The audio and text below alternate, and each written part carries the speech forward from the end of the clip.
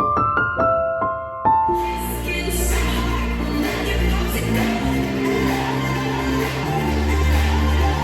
guys, it's your girl Kennedy back with another video. Welcome to With Love Kennedy. So today we're going to be talking about what I do not do in the gym anymore and how it changed everything, just to give you all some pro tips about like how the trajectory of your fitness journey can change over time and what that looks like and what that feels like, and just understanding that like change is not a bad thing and that over time your body will start to wean off of certain things that no longer serve you. So let's get right into this video. So ultimately the biggest change in my fitness journey did not come from what I was doing. It came from what I stopped doing, because you realize over time that making things harder doesn't actually help with consistency.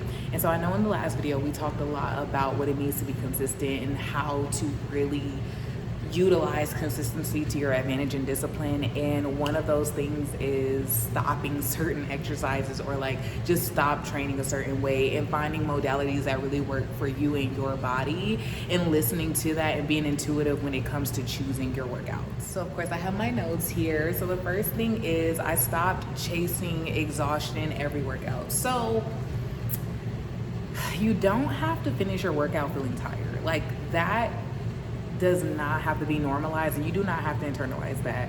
And I get it, people associate like exhaustion and intensity with work, but I think that's a fable. I think that's a myth, and I think there's a way to approach your work ethic in the things that you do without over exhausting yourself, because burnout can be good sometimes for certain things, but I don't think striving to burn out every single workout is necessarily helpful for you, and it does counteract consistency to an extent, because you cannot go at 100% every single time you work out. And so once you stop chasing the idea of, okay, I need to be tired at the end of this workout, you would have much more success at being consistent and just like not doing that in general unless the space calls for it. Like the only time that I would burn out or chase exhaustion is if I'm doing like an EMOM or I'm doing like conditioning or something of that sort, where you want your heart rate to be up the entire time and you want to feel that extra burnout sensation that you would normally get from conditioning. So yeah, that's the first thing.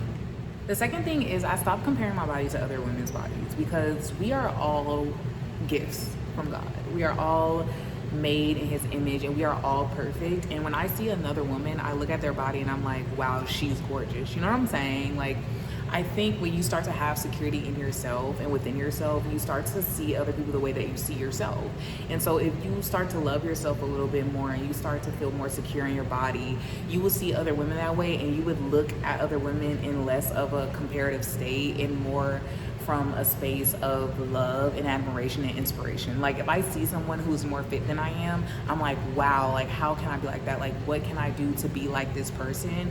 Not, oh, this person is better than me, or like, oh, I need to look like this person. It's like, it's a difference between like necessity and desire, you know what I'm saying? And so I think like when you stop comparing yourself to other people, things feel easier for you, and you don't go to the gym to strive to be like someone else. You go there to strive to be like yourself. So, also, you kind of have to stop training on emotion. And I know I put out a video a while ago about like listening to your body, and like I guess from in hindsight that kind of feels like an emotion-based perspective. But what I mean by that is if you feel sad, like you can't put what you need to do for yourself on the back burner. Or like if you feel emotional one day where you're like crying a lot or you're not really feeling your best, I guess like in an emotional state, I don't know, it's kind of hard for me to have a conversation about this because I don't want to sound like ignorant or pessimistic or cynical, but you just kind of have to push through those like surface level emotions. And I'm not talking about exhaustion or like overwhelm or soreness. I'm talking about like human emotion, like sadness, excitement, anger, like those things, like the very surface level things. Like I don't let those emotions control my output as far as what I do for work or like as an athlete. And I think once you learn how to compartmentalize everything, it starts to make more sense. But yeah, I stopped training out of emotion. I started making sure that no matter the emotional state that I wake up in, I make sure to get it done. I also stopped switching programs. Jeez, we got to talk about this. Switching programs constantly is a setup for failure. Like, you need to stick with something long term. And once you get deeper into it, for all my trainers, you understand what a microcycle, a mesocycle, oh my God, a mesocycle, that sounds crazy. That's literally what cycle means. But microcycle, mesocycle, and then macrocycle. Like, you start to understand what those phases mean, and you start to work within them. Like, you should not be doing a different program every 2 weeks. Honestly, I would even go as far as say every 4.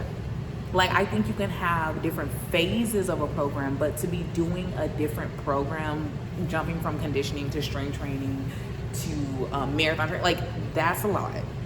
You can do multiple modalities at once, but you have to integrate them in together and diversify your training enough so that nothing conflicts or like causes friction with the other.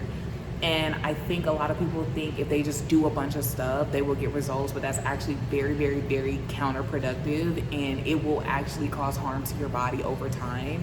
So I think staying along the lines of one program would just be so much more helpful to you, because then you can expand it rather than shutting it down completely. Like, I think of everything from a growth mindset. So like, how can I take this one thing that I'm doing and expand it to something bigger so that I can actually include all of the things that I want to work on, but it's based in this foundational structure of this particular program. I hope that makes sense. Last thing I want to talk about is ignoring rest. You need to rest. You need to recover. When you are working out, when you're stretching, when you're doing anything that is putting your body through the ringer, you're tearing at your muscles. Your muscles are creating micro tears, and you need to let them heal. People just don't deload ever, and people just push themselves, and I'm just like, guys, like, you have to savor your body, you have to savor your joints, your ligaments. All of these things like are dependent upon your recovery. So if you're going nonstop and you're not giving your body time to adapt to the work that you've been accumulating, that is going to cause injury, and that is going to cause burnout even earlier than you need to experience it at. Like, I personally deload every 4 weeks, and that's just like that's what I stick to. Like, that's just what I do, and I will never change that. But that might not be your preference. You may deload every 6 weeks, and that's okay too, but you need to take a break at some point, and you need to give yourself a substantial break. Like, taking a day off is not enough. Like, you need to take time, not a month, oh my God, that was crazy, a week, a few days, so that your body can repair and heal itself from all of the work that it's done for the past 4 or 8 weeks. You know what I'm saying?